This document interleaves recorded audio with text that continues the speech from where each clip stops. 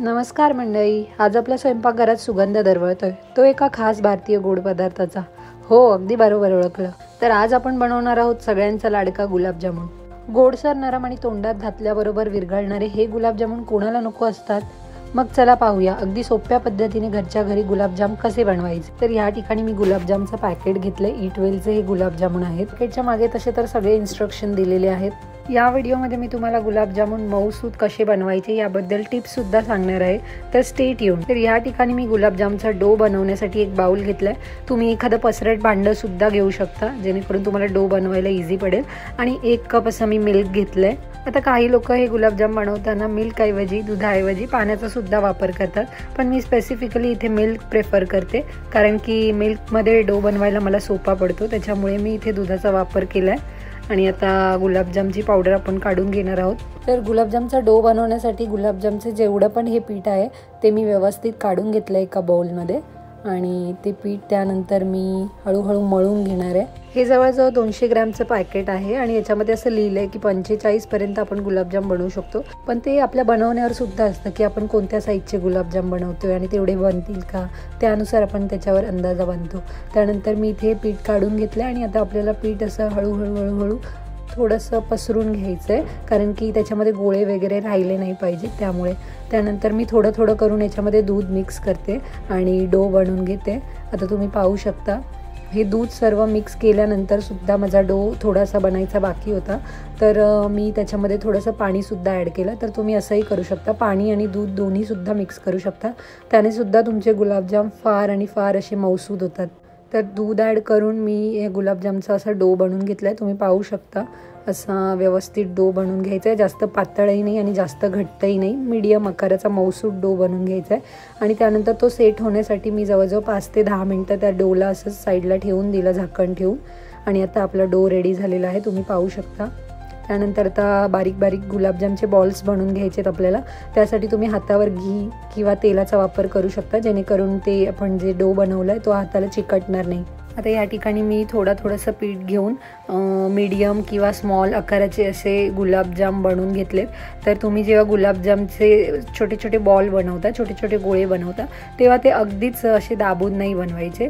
हलक्या हाताने तुम्ही त्याला एक आकार द्यायचा, जेणेकरून त्याच्यामध्ये चिरा जात नाहीत आणि मग ते गुलाबजाम तुटत नाही किंवा फाटत नाहीत. तर या ठिकाणी मी एकदम हलक्या हाताने असे गुलाबजामचे गोळे बनवलेत, बॉल्स बनवलेत. त्यानंतर मी या ठिकाणी कढई घेतली आहे आणि आता आपल्याला मध्यम आचेवर तेल गरम करायला ठेवायचं आहे. तर मी या ठिकाणी तुम्ही पाहू शकता छोटे आणि मोठे आणि मीडियम साईजचे तिन्ही प्रकारचे गुलाबजामुनचे बॉल्स बनवले, जे एकंदर 28 ते 30 गुलाबजामुन बनलेत. त्यानंतर मी या ठिकाणी तेल ॲड केलं आहे गरम होण्यासाठी. मध्यम आचेवर गरम करायचं, खूप फास्ट गॅस नाही करायचा, कारण गुलाबजाम जळण्याची शक्यता असते. त्यानंतर साईडला मी पाकाची तयारी करायला घेतली. या ठिकाणी मी 600 ग्रॅम एवढं साखर वापरली आहे आणि त्यामध्ये 650 मिली एवढं पाणी वापरलं आहे. तर आता आपल्याला पाक बनवायला ठेवायचं आहे आणि हळूहळू त्याला स्टर करत राहायचं, कारण की मग ते पाक व्यवस्थित बनतो आणि खाली लागण्याची शक्यता नसते. आता एक करून मी या ठिकाणी गुलाबजाम बनवते, तळायला ठेवलेत.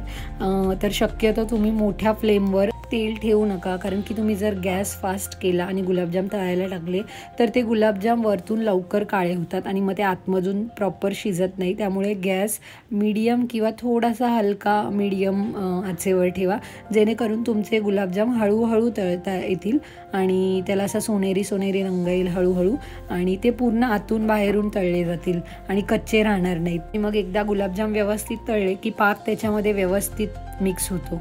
हलके तळत गुलाबजामांना कसा सोनेरी रंग आलाय पाहू शकता तुम्ही. असा सोनेरी रंग आल्यानंतर मी गुलाबजाम या ठिकाणी थंड व्हायला काढून ठेवलेत. त्यानंतर साईडच्या गॅसवर मी पाक तयार करायला ठेवलेला, तर तो पाकसुद्धा ऑलमोस्ट आपला तयार झाला आहे. त्याच्यामध्ये मी 1.5 चमचा एवढी इलायचीची पावडर टाकली आहे. इलायचीची पावडर टाकल्यानंतर जो पाकाला स्वाद येतो तो अप्रतिम असतो, त्यामुळे इलायचीची पावडर असेल तर नक्की टाका. त्यानंतर गरम बॉल्स तुम्ही जेव्हा पण पाकामध्ये टाकता तर त्या गरम पाकामध्ये ते बॉल्स टाका, जेणेकरून जे गुलाबजाम असतात ते तो गरम पाक लवकर ॲब्झॉर्ब करतात. तर ह्या ठिकाणी मी गुलाबजाम ॲड करत गेले पण जास्त गुलाबजाम मी ॲड केले, थोडे कमी ॲड केले असते तर मला पाक शिल्लक राहिला असता, कारण की शेवटी पाक थोडासा कमी शिल्लक राहिला माझ्यासाठी. तर तुम्ही असं अंदाजाने गुलाबजाम त्याच्यामध्ये टाकून मग तो सेट होण्यासाठी जवळजवळ 45 मिनिट्स तुम्ही ठेवून द्या. तर गरम पाकामध्ये गुलाबजाम टाकल्यानंतर मी ते व्यवस्थित हलवून ठेवले आणि त्यानंतर झाकण लावून ते 45 मिनिट्सपर्यंत सेट व्हायला ठेवलेत. आणि आता तुम्ही पाहू शकता गुलाबजाम इतके सुंदर रेडी झालेले आहेत आणि खाण्यासाठी सुद्धा ते तितकेच परफेक्ट बनलेले आहेत. म्हणजे जो पाक आहे तो पूर्ण गुलाबजाममध्ये आतपर्यंत मुरला आहे. मी तुम्हाला या ठिकाणी कापून दाखवते गुलाबजाम की आतून बाहेरून तो कसा व्यवस्थित बनला आहे. तर मैत्रिणींनो, अगदी सोप्या पद्धतीने आपल्या घरच्या घरी झकास गुलाबजामुन तयार झाले. व्हिडिओ आवडला असेल तर लाईक करा, कमेंट करा, शेअर करायला विसरू नका. भेटूया पुढच्या व्हिडिओत.